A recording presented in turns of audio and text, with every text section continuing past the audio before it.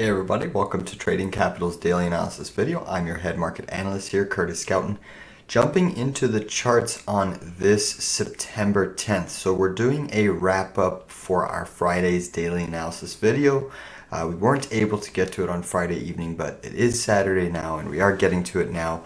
And there's lots to discuss with the overall market. So clearly a massive broad-based rally in the markets on Friday. And I believe this was part and parcel simply due to the fact that the US dollar had a significant pullback.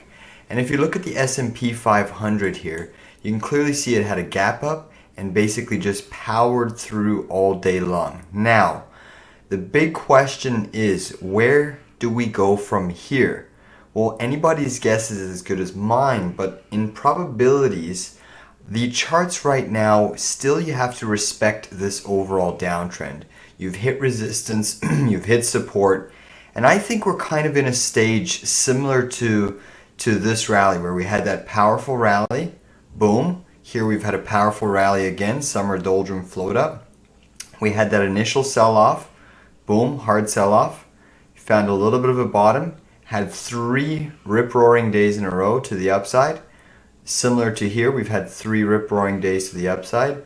And now you're into this wide range red bar, kind of like you are here again, wide range red bar. And I do think we should see somewhat of a pullback coming in the not too distant future. Now, in the event that the markets continue to grind up, this is going to be a big area of resistance right over here. If you can tag that and get through that.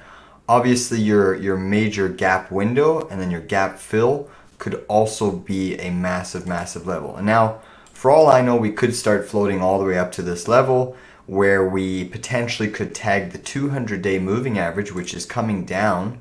So we could see somewhat of a float up, tag the 200, tag and close this gap, and it also may coincide with this down sloping trend line. But those are a lot of ifs. In the short term, I'm still very bearish.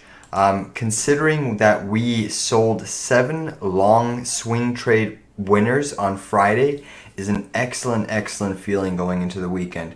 Everybody who caught those trades with us, congratulations. That was an epic profitable day once again to close Friday. And again, you can see why I sold. We've had a significant 3-day bounce in the S&P, and that also correlated to a 3-day pullback in the dollar. But overall, congratulations on selling net for a lovely double-digit gain. We sold SHOP for an over 10% gain, STNE 11% gain, PVH over 10%, FCX over 9%, so CGC another winner. So massive profits in our pocket. So again, congratulations on those.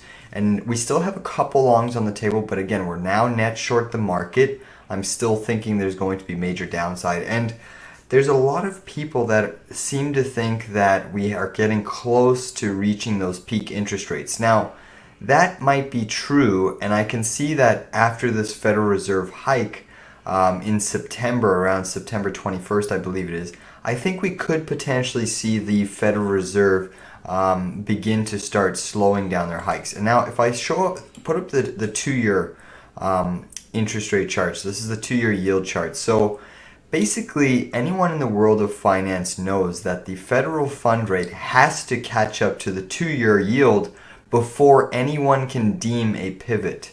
Now, the federal fund rate is at 2.5%. The US 10-year or the US 2-year is at 3.56. So with the 0.75 basis point hike that is on the way by the Fed, or presumably on the way, that would take the federal fund rate to about 3.25. Now, if the US 2-year stays at these levels, and you can see that if I flip to this long-term trend, ignore these blue lines, you can see the US 2-year is breaking out. Major pivot in the 2000, you've kissed it over here, and you are literally breaking out of that trend line. So arguably you could have a short-term breakout in yields, but nonetheless the Fed fund rate has to catch up to the 2-year yield. And if the Fed fund rate raises by 0.75, that takes them to 3.25. That would still suggest at these current levels that we get one more 0.25 basis point hike at the minimum. This is all assuming that over the next 2 months this doesn't yet again push higher. Now we do have inflationary data coming out next week. Monday's kind of a little bit of a lull day. You might see a little bit of a hangover day in the markets due to but in terms of Tuesday, Wednesday, Thursday, Friday, there's tons of economic data. We have the CPI inflation on Tuesday for the States. We have the PPI on Wednesday.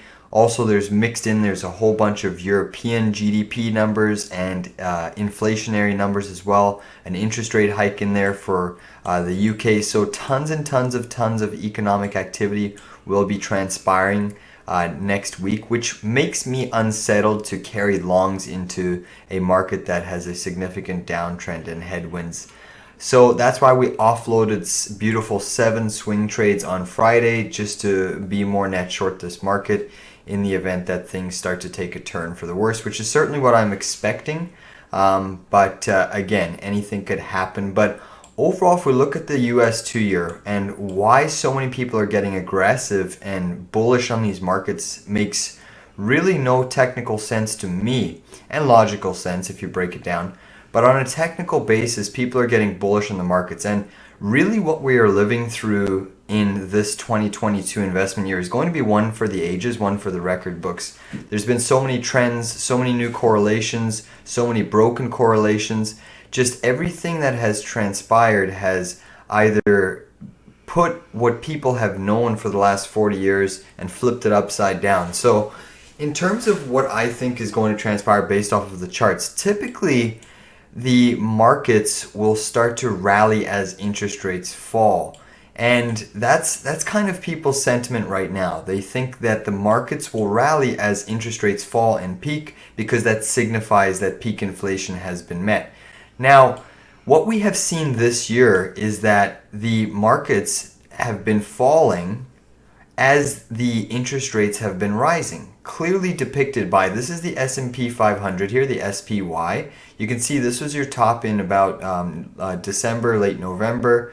And you can see that the spike in the US 2-year or yields has really been an impressive rate of change move, over 3,333% in a very short duration of time. So that type of rate of change move is significantly powerful and detrimental if it was to sustain at these lofty levels for a long time. But overall, what I'm getting at here is that we've seen the market sell off as interest rates rise, which is pretty standard in my opinion as to why. Now, if we go through this little COVID blip here, you can see that the markets, the S&P, had a dump as interest rates dumped. Let's go back in time a little bit more, shall we? So as the S&P topped over here, rates started to roll over, interest rates started to fall significantly, but the market started to fall even more as well. So we have been in an environment right now where the markets have been falling as rates have been rising. And typically, if you look through history, the actual bigger declines in the market in the S&P 500 only really start to take effect when the yields start to fall. So we haven't even seen yields start to fall, which usually means that the markets are pricing in a deep global recession. And despite people thinking that falling yields mean the Fed is pivoting, it generally signifies weaker underlying fundamentals for the overall global economy, which typically sends and puts a lot of liquidity pressure on stocks, which is why you can see the S&P 500 falling as interest rates are also falling. So that's the key thing that I want people to take away, is that just because interest rates fall, yes, maybe over a week or two you might get somewhat of a short-term reprieve technical bounce, but in the grander long-term picture, when interest rates put in that top and start to falter, it means the markets are really going to see their downside action, or more likely to see the downside action move. So that's kind of what I'm watching. Definitely there's significant pieces of history where we see rates rise kind of like this, and the markets rising kind of like this. Now the difference is we weren't faced with the inflationary pressures as we are today, which is why we're seeing the markets kind of take a double punch to the face. We're seeing the markets sell off as rates are rising, and then in theory we also should repeat the historical patterns as rates start to fall. that means we're likely pricing in a global recession, and the markets should continue to fall even more. So that's just a little bit of a tidbit there. I want to take a look at the DXY, the US dollar index. It is also a very, very intriguing chart because a lot of people think just because we have this weekly reversal signal, which I'll remove my wedge pattern here, which we were trading in. Many people think just because we have this weekly reversal signal on the US dollar, that's it, markets are going to rally up from here, the top in the dollar is done. Well, I'm going to play a little bit of devil's advocate with the charts, and one of the reasons I don't think we're going to buck this US dollar trend so easily is simply if you take a look at the period in history where the US dollar was most correlated to what is transpiring today. So bear with me while I scroll back on my charts. It's going to take a little bit. Let me just fix this. Let the charts load. So if we scroll all the way back to the 2000s, and what is so critical about this $104 level is it generally signifies a near-term top in the S&P 500. Whenever you start having the dollar trade above that $104 level, it's a form of tightening on the world economy, the global economy. Maybe not on the US, but on the global economy. And inevitably, when the US is tightening against their global trade partners, that is going to weaken everyone else's currencies. It's going to put more strain on liquidity, and it's certainly going to make goods and services more expensive when purchasing them in US dollars if your currency is flailing against the US dollar, which typically what happens. Now, what is so important about this period here in the year 2000 is you had a 925-day period. And what this period, this 925 days marks is you have the high in the S&P 500 here in March of 2000. You also had basically this double top test in September of 2000. And then you have your low all the way in October of 2002. So 925 days, you had a drawdown in the S&P 500 from the high to the low of 46%. Massive, massive drawdown. Now, you can clearly see you had these massive rip-roaring bear market bounces, one over here, one over here, one over here, another one over here, a little bit of mini one here. So clearly lots of technical bounces. Now the significance of this drawdown is it transpired when the US dollar broke out of that 104 level and started trading in a range of 15%. So what is intriguing is from $104, the US dollar rallied all the way to a high, which was about a 15% rally, taking you all the way to just over $120. So the significance of this trading range in the US dollars is it's just a little over 2 years, this trading range, but it signified that the dollar, there was this tremendous amount of strength and overall weakness in the global currency markets that propped this dollar up significantly. And despite the dollar having massive pullbacks along the way, when it hit 119, traded all the way back down to 108, then back up to 120, all the way down to 111, back up to 120. You had these massive swings, but you were still trading in this critical 15% range, basically ping-ponging. Now, despite the US dollar making a high over here, pulling back sharply to 104 or 108, it still forced the markets lower over time. And then if you look at this final rally over here to a high, again, you had a sharp sell-off, forced the markets down. Now you would have expected the markets to find a low. This is the common sentiment in retail traders, and a lot of people think we've hit that high in the dollar. You would have expected the markets to hit a high here at 120. You would have expected that would have been potentially the low in the markets. The high in the dollar makes sense that it should correlate with the low in the markets, but that was not the case because the dollar is still trading in and around this critical range, this critical tightening range. So in my opinion, it doesn't really, if the dollar was trading at 120, 121 for a longer sustained period of time, it would likely create more damage. But identifying the critical range in the dollar where it starts to put strain on the overall global markets is really critical to understanding where the likely price action and the larger trends are likely to unfold.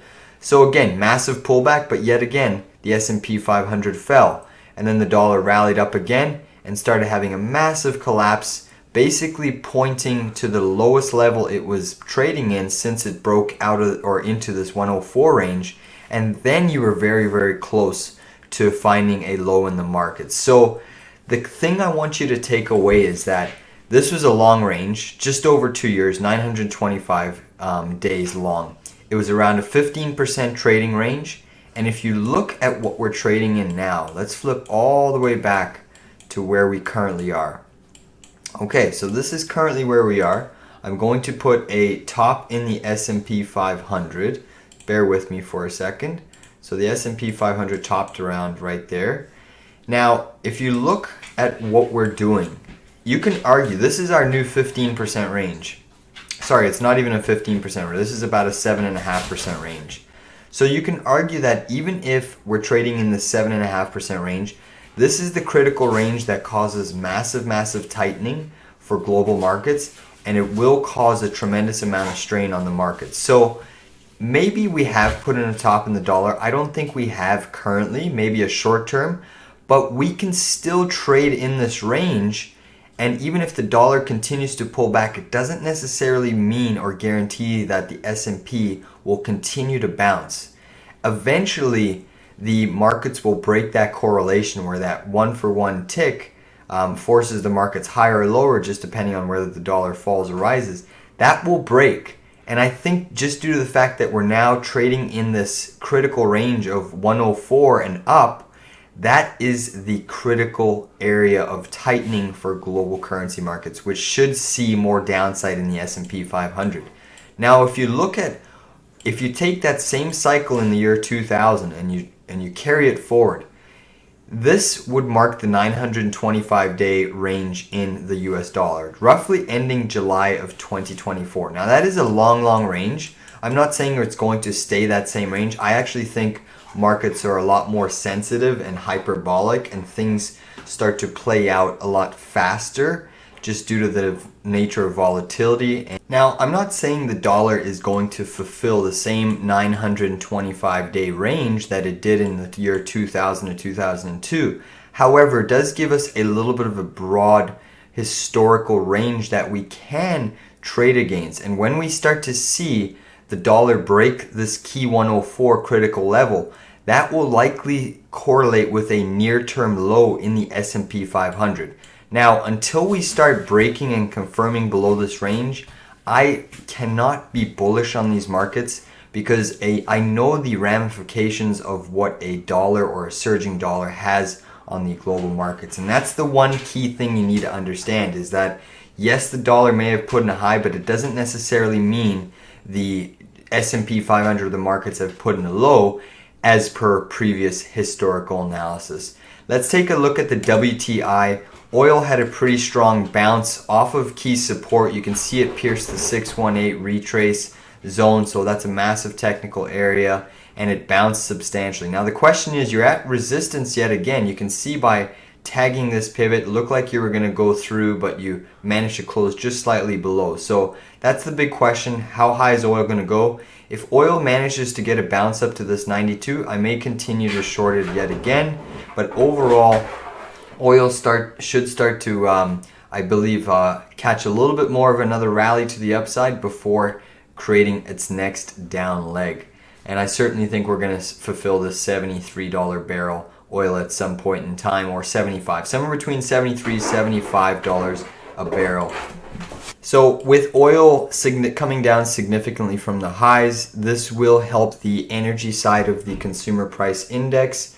Obviously with gas and oil coming down, it does have an impact on inflation, but it'll be interesting to see if any of the sticky points of inflation have actually reduced, or if it's just energy that is continuing to come down. Because if it's only energy that is really coming down, that in my mind is a big red flag, because I know the energy inflation is certainly going to rear its ugly head probably in about another 6 to 12 months if it was my best guess. And one of the reasons I base that guesstimate on is simply the one reason that the Biden administration and what they have been doing with the Strategic Petroleum Reserve. I believe September 1 is when they signed in the new 180 million barrel strategic petroleum reserve plan release, which signified 1 million barrels a day being released to the market for the next 180 days. So that roughly will take us 6 months.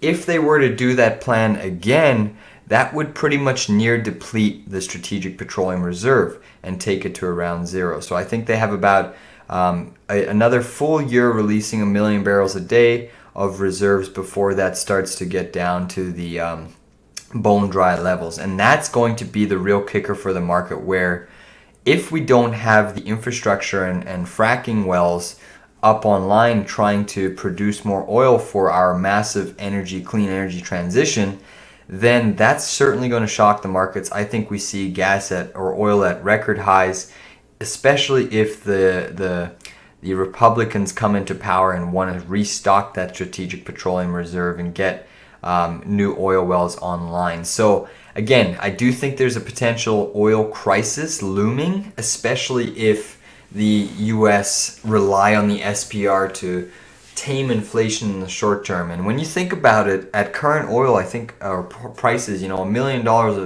a million barrels a day times 85, that's 850 million. I mean, when it was trading at 100, that's about $1 billion a day that the fiscal side of stimulus is stimulating the economy and helping the consumer. So what happens when that billion or 800 million or 700 million a day is no longer being given as a little bit of an aid to the consumer for their gas prices? Gas will naturally go up. It has to. It's just mathematics. So let's take a look at natural gas. Natural gas is just consolidating bearishly. I would love to see natural gas float up a little bit more, potentially to this 859, 860 level.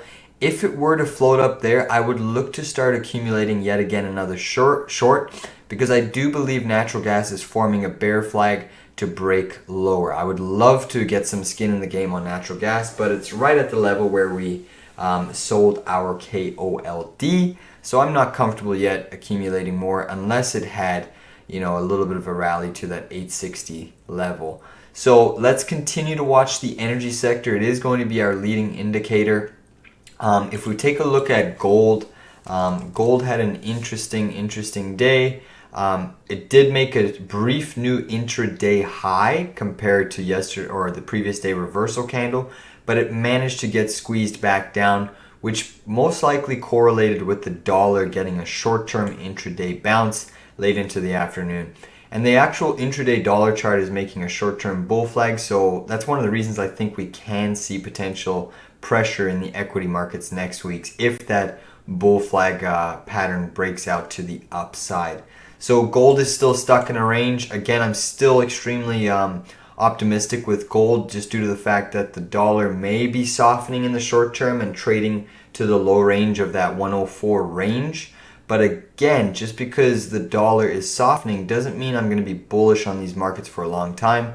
We're swing traders, so we just like to get in or out, and that's certainly what we're going to be looking for. But the big level for gold is closing above this green line. Since we've tested it now once, twice, 3 times, we've failed 3 times to get above. We do not want to see this bear flag break down to the low end. That could basically mean that we flush all the way down to the low 1600s, and that could be what gold is waiting for. We've had this 1, 2, 3 triple bottom, almost a quadruple bottom, which is never really a good sign. It means that this support is overworked, it's overtagged, and it's not really as strong as it once was. So if this was to break and we see a downside move, you could see a move down to the low end of this range, which would certainly be a magnificent buying opportunity, but it would also scare a lot of the gold people out of the market and certainly change investors' sentiment. Overall, let's take a look at ALB, considering that is a new position that we just accumulating a short on. We did accumulate ALB on this down leg over here. We shorted it pretty much at the highs and we covered it here. You can see my old red line at around 255, a beautiful double-digit gain, and I think it was 2 or 3 to 4 trading sessions. Now ALB has had a beautiful bounce. This is part and parcel the US dollar softening. The US dollar has had 3 down days. ALB has had 3 up days. Pure commodity play. Overall, ALB is retraced once again back to this this area, this breakdown area, kind of your neckline of this topping formation. Major pivot, major pivot, major pivot, major pivot. You have pierced through this double top zone, and you're getting into some long-term resistance. If I flip to the weekly chart, you can see that we have a beautiful trend line that I'm watching. Major pivot in 2007, your major pivot in 2021, and you're very, very close to hitting that level. So even if we were to squeeze higher past our original short, I have no problem accumulating extra short plays on at these levels, considering we're now chopping in a range, and I think we can see ALB making a series of higher lows and lower highs. Considering we can see ALB making a series of highs. Considering we have long-term resistance coming into play, considering we have this beautiful trend line here, and considering the fact that markets are generally, I think, going to see some downside pressure in the near term, this is a beautiful wedge that I do like to trade. Even if a stock is making higher highs and higher lows, you can still find beautiful trading ranges to trade in and out of just based off of where support and resistance lies. So I love finding tradable ranges. You can see that ALB has had it basically hit the top of this range, hit the bottom of this range, you know, almost the top of the range, almost the bottom of the range, and now you're coming to the top of this range again. Massive areas of resistance. You have this major pivot, you have this retrace, you also have these long-term trend lines. So again, accumulating shorts at these levels is truly, you know, I think a great opportunity. Considering we just played this again, I love rinse and repeating on these names, especially when they're making these patterns that ultimately are bearish in my mind, because in the short term you have this widening formation over here, which typically means that patterns are likely to break down eventually. Okay, so not guaranteed, but eventually and likely. Let's take a look at Bitcoin.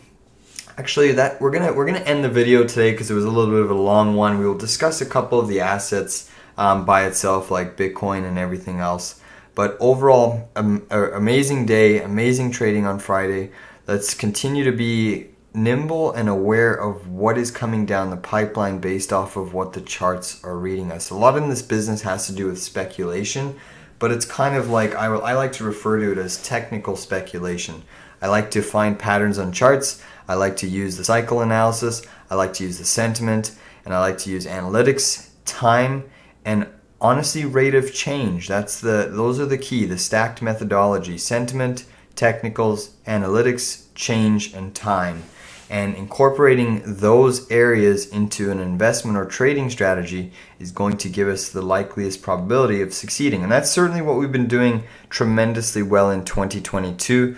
Again, we're near the all-time highs in our swing trading accounts. We're almost pretty much made a new high on Friday, but we were just shy. But if things work out the way they should, by the end of the year, we should be hitting that minimum 50% ROI on our swing trading accounts, which if you can do that in 2022, that is certainly a magnificent improvement in your wealth when you factor in that most people have been obliterated in terms of their wealth. And then you also factor in that not only have you built your wealth, but many of the assets and stocks and equities and bonds have just been decimated. So not only are you increasing your wealth, but you're now having the power of exponential gains behind you when those assets that have been decimated do inevitably catch a bid when the markets firm up. But that's not going to be for a little bit yet. I am not bullish yet. I do think there's more downside in the overall market. So stay tuned for more price action. We'll see you on the charts on